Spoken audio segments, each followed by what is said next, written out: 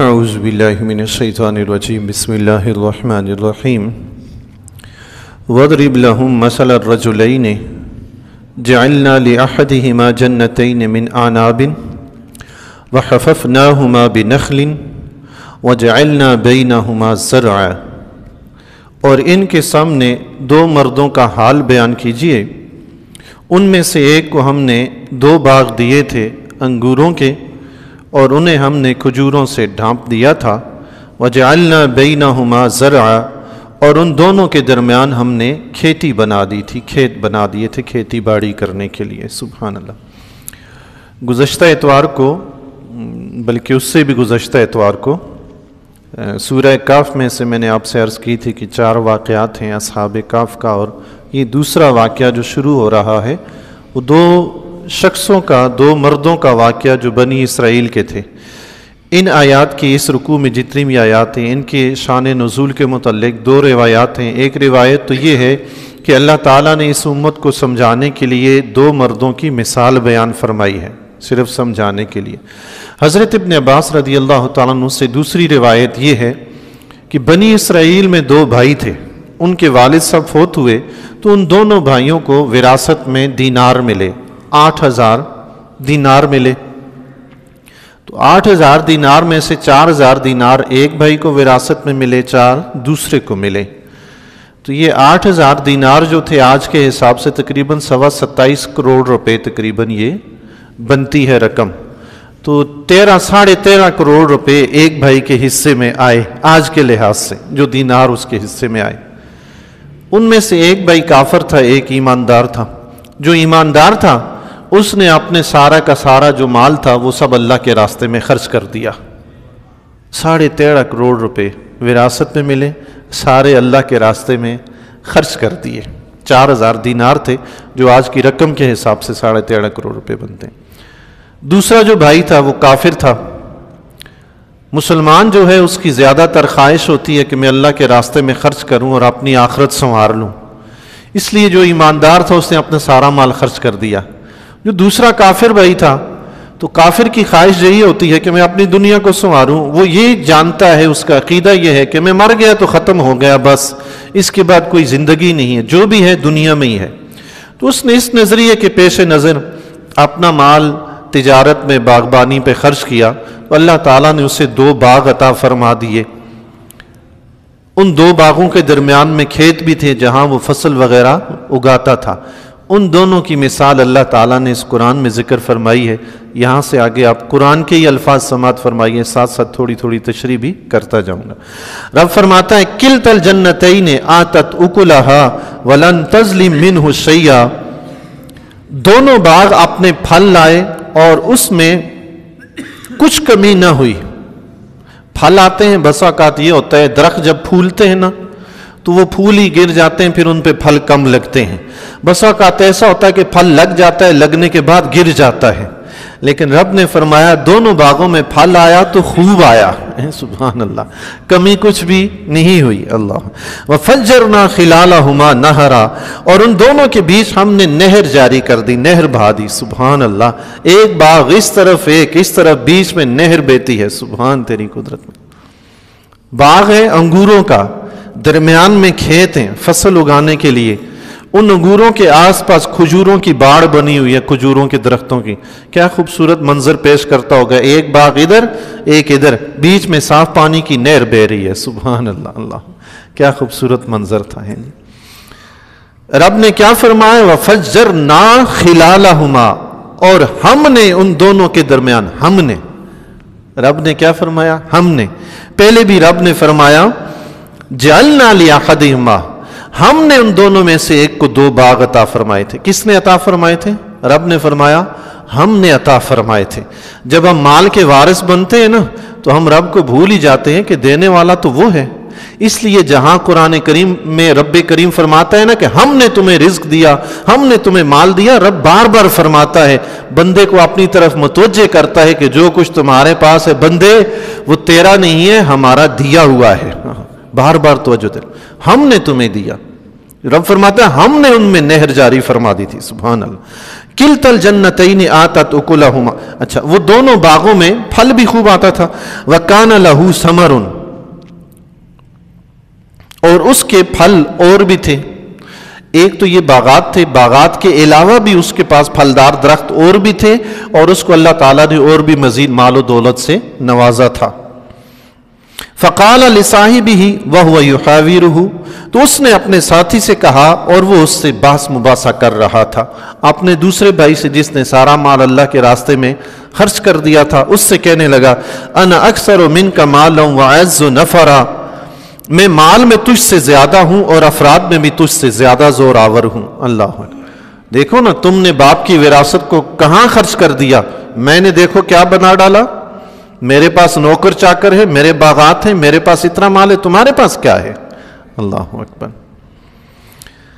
وَدَخَلَ جَنَّتَهُ وَهُوَ ظَالِمٌ لِنَفْسِهِ، اور وہ اپنے باغ میں داخل ہوا، باغ میں گیا، اس کو باس مباحثہ کر کے اس کو باتیں سنائی کہ تم نے کیا کیا، باپ کا پیسہ اڑا دیا، فضول خرچ کر دیا. اللہ کے راستے میں خرچ کرنا فضول خرچی نہیں، اصل خرچ کرنا تو ہے ہی یہ ہے کہ اللہ کے راستے میں خرچ کیا جائے. جو اللہ کے راستے میں خرچ ہو وہی بچتا ہے. اللہ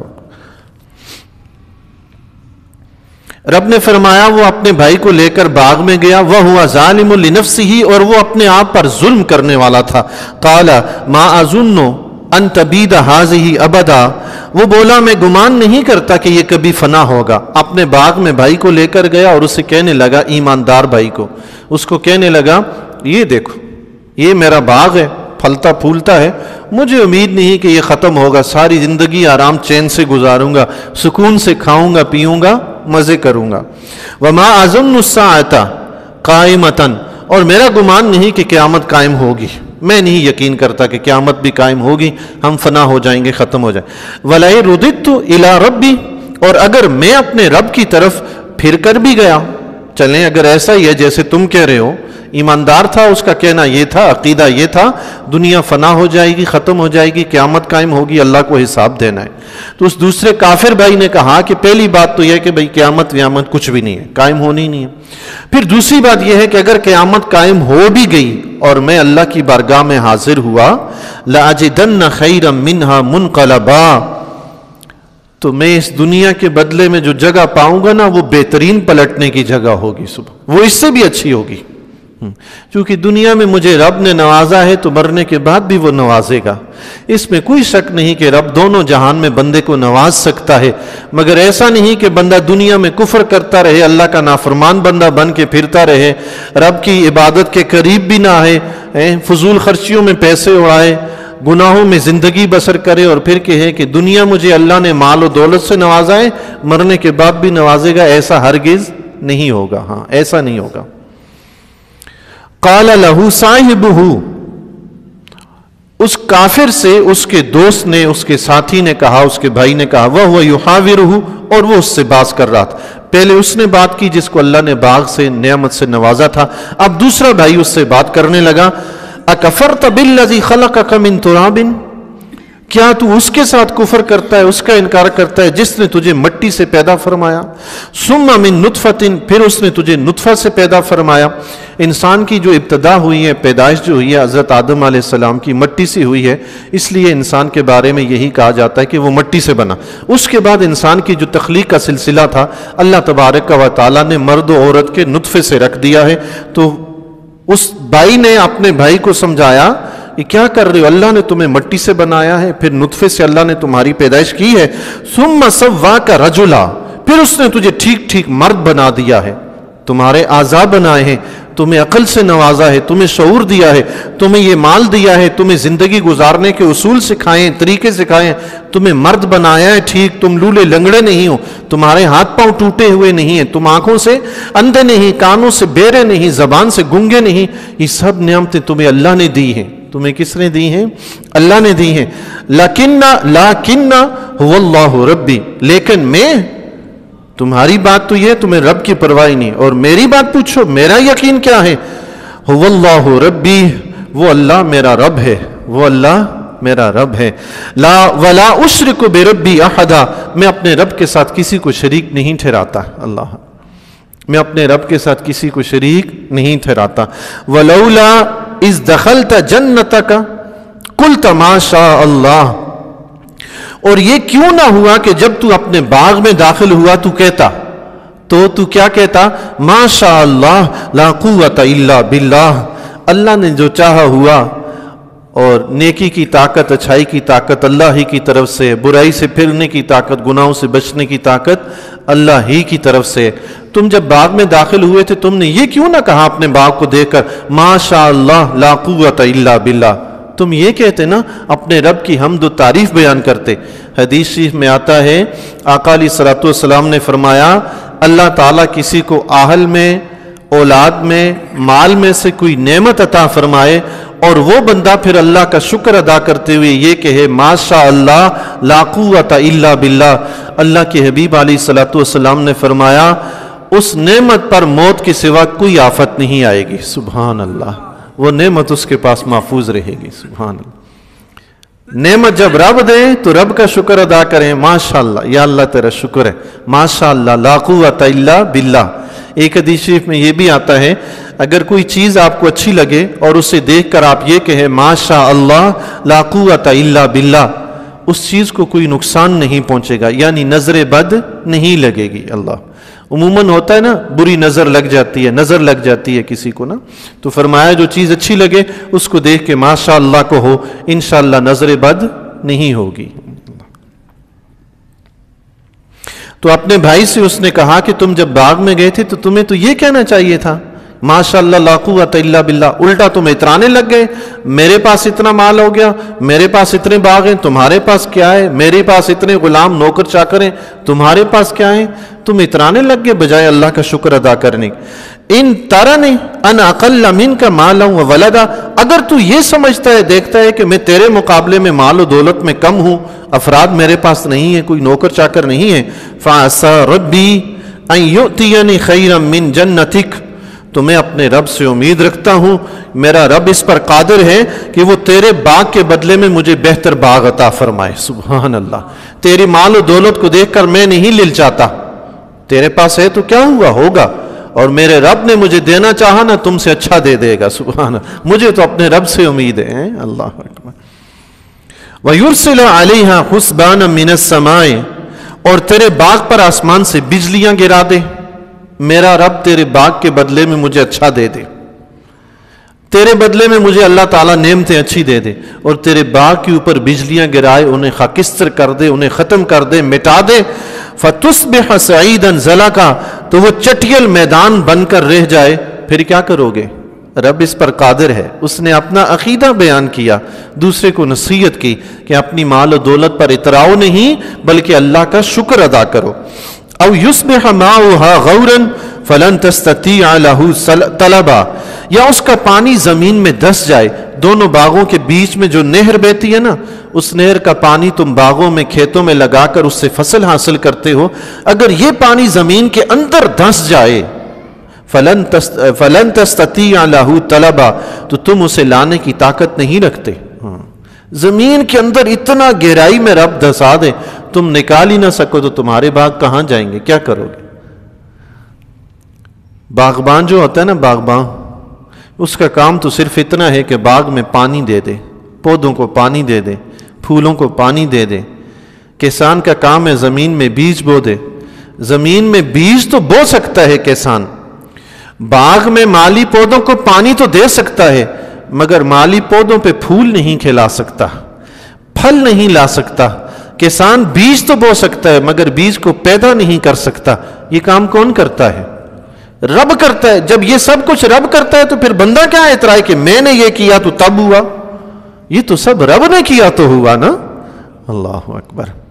ہم تو صرف سبب بنے ہیں، وہ بھی رب نے طاقت دی تو بنے، رب اس کی بھی طاقت نہ دیتا تو ہم کیا کرتے؟ وَأُحِيطَ بِثَمَرِهِ فَأَصْبَحَ يُقَلِّبُ كَفَّيْهِ عَلَى مَا أَنفَقَ فِيهَا۔ اللہ اکبر۔ اور اس کے پھل گھیر لیے گئے تو وہ اپنے ہاتھ ملتا رہ گیا اس لاگت پر جو اس نے باغ میں خرچ کی تھی۔ اللہ اکبر۔ جیسا ایماندار بھائی نے کہا تھا ویسا ہی اس کے ساتھ ہوا، اس کا باغ سارے کا سارا اللہ کا عذاب آیا، مٹ گیا، ختم ہو گیا، سب فنا۔ پھر وہ اپنے جو مال اس نے باغ میں خرچ کیا تھا، جو بیج بویا تھا، جو محنت کی تھی، اس پہ پھر وہ ہاتھ ملنے لگا، ہائے میرا مال ضائع ہو گیا۔ وَهِيَ خَاوِيَةٌ عَلَىٰ عُرُوشِهَا، اور وہ اپنے چھپروں پر گرا پڑا تھا۔ جو کچھ باغ کے آس پاس باڑ تھی، انگوروں کے جو بیلیں وغیرہ تھی، جھاڑیاں جو بھی تھی، وہ ساری کی ساری گر گئی، سب باغ تباہ و برباد ہو گیا۔ وَيَقُولُ يَا لَيْتَنِي لَمْ أُشْرِكْ بِرَبِّي أَحَدًا، اور وہ کہہ رہا تھا، ہائے کاش میں اپنے رب کے ساتھ کسی کو شریک نہ ٹھہراتا، ہائے کاش میں اپنے رب کی ناشکری نہ کرتا۔ اللہ اکبر۔ وَلَمْ تَكُنْ لَهُ فِئَةٌ يَنْصُرُونَهُ مِنْ دُونِ اللَّهِ وَمَا كَانَ مُنْتَصِرًا، اور اس کے پاس کوئی گروہ نہیں تھا کہ وہ اللہ کے مقابلے میں اس کی مدد کرتا، وَمَا كَانَ مُنْتَصِرًا، اور نہ وہ بدلہ لینے کے قابل تھا۔